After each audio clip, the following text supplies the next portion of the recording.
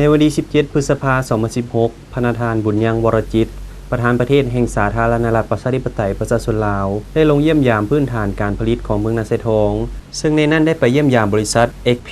การค้าลาวจีนอยู่บ้านบัว ซึ่งได้ผลิตป่าน้อยจำหน่ายได้ 700,000 ตัวต่อเดือน และเลี้ยงหมูเป็นสินค้าด้วยการเลี้ยงแบบฟาร์มที่ทันสมัย ซึ่งปัจจุบันแม่นมีแม่พันธุ์หมู250 ตัวและในปีผ่านมา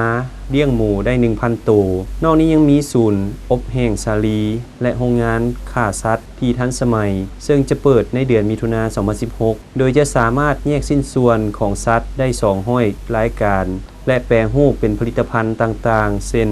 ยอแฮมและไส้กรอกเพื่อส่งออกตื่มอีกในต่อหน้าบริษัทจะสู่ชนผลิตหมูให้ได้ 100,000 ตัวต่อปีและงัว 500,000 กิโลกรัมต่อปีนอกนี้ยังมีตลาดรองรับกว้างขวางโดยชิ้นส่วนกระดูกของสัตว์จะส่งไปขายอยู่ไทยเพื่อผลิตเป็นแคลเซียมหนังจะส่งไปจีนส่วนไส้หมูจะเฮ็ดไส้ตันได้ราคาดีและตับมีเครื่องบดสำหรับเฮ็ดปาเต้โอกาสนี้ทานประธานประเทศได้แสดงความสมเสยต่อบริษัทที่พัฒนาการผลิตให้เติบใหญ่ขยายตัวทั้งปริมาณและคุณภาพและให้บริษัทเอาใจใส่เรื่องคุณภาพของสินค้าและสนองสิ้นสัตว์ให้นครวิจารณ์อย่างเพียงพอจึงส่งออกต่างประเทศและต้องรักษาสภาพแวดล้อมของฟาร์มให้ดีเพื่อบ่ให้มีผลกระทบต่อสิ่งแวดล้อมพร้อมทั้งแนะนำให้ความรู้วิชาการแก่ประชาชนเพื่อขยายการผลิตให้เขาเจ้านับมือหลายขึ้น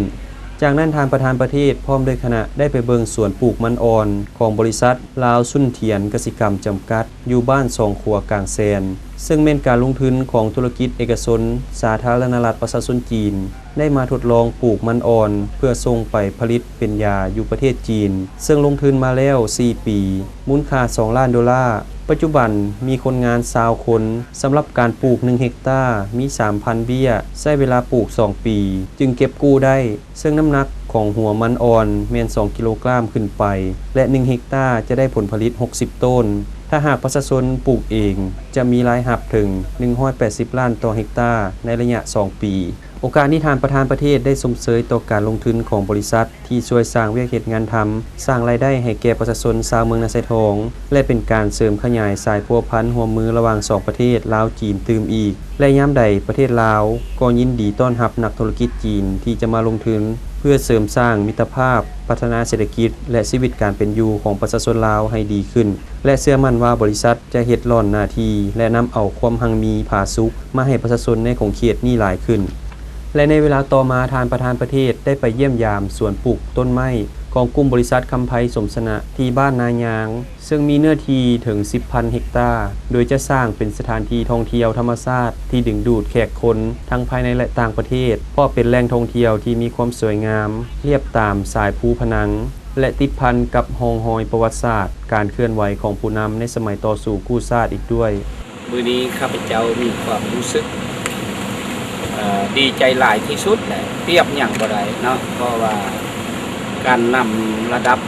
สูงสุดของประเทศเราประธานประเทศทานบุญยังวรกิจมาเยี่ยมยามท่องเที่ยวข้าพเจ้าอยู่ที่บ้านนายางเมืองนาไซทองนครหลวงอันนี้เป็นกำลังใจอันสูงส่งให้แก่ข้าพเจ้าเว้าโดยรวมการกระตุกชุกโยให้นักธุรกิจผู้ประกอบการมีกำลังใจต่อการนำที่ได้เอาใจใส่เนาะและฉะนั้นข้าพเจ้าก็ที่ได้เอามากคนกำลังใจอันนี้ไปพัฒนาให้ท่องเที่ยวข้าพเจ้านี้มันโดดเด่นขึ้นเนาะในเวทีของลาวหรือว่าเวทีสากลเฮ็ดให้แขกบ้านแขกเมืองเรามาเที่ยวชมมายามประเทศลาวมาท่องเที่ยวประเทศลาวเรามีบ่อนเที่ยวบ่อนชมมีบ่อนพักผ่อนหย่อนใจที่สวยสดงดงามติดพันกับธรรมชาติภูผาป่าไม้ห้วยห้องลำธารติดพันกับประวัติศาสตร์การเคลื่อนไหวบ่อนที่พักอาศัยผู้นำลาวที่ล่วงลับไป